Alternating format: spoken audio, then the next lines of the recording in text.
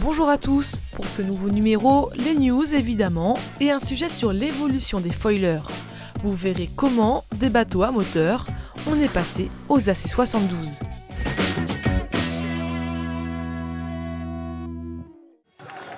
The Wave Muscat a fait son festival pour ce premier acte de la saison Extreme Sailing Series à Oman.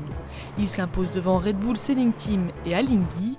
Prochain rendez-vous à Singapour du 11 au 14 avril prochain. RAN a remporté les 52 Super Series à Miami. Niklas Zennström et ses hommes ont dû garder la pression jusqu'au bout face à l'équipage d'Azura qui n'a rien lâché jusqu'à la fin.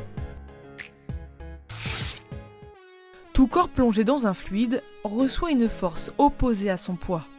Elle est de valeur égale au poids du fluide déplacé. Ce principe d'Archimède est la base de ceux qui font voler des bateaux.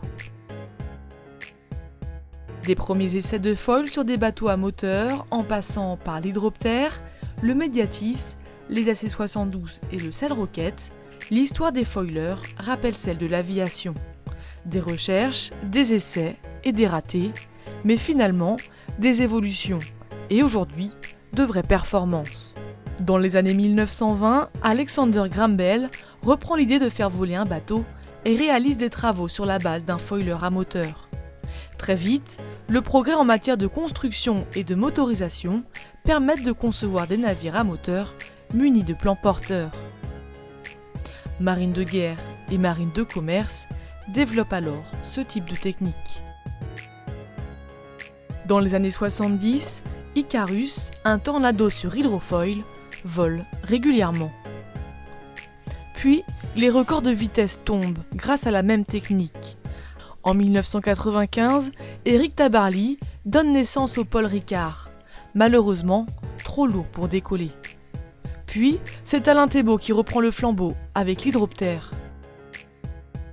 Aujourd'hui, après des années de recherche et de galères, l'hydroptère vole. Il sera le premier bateau à voile à passer le cap des 50 nœuds. Avec plusieurs records de vitesse sur 500 mètres et 1000 nautiques, l'hydroptère se fait finalement rattraper par un drôle d'engin, le Vestas Sail Rocket 2.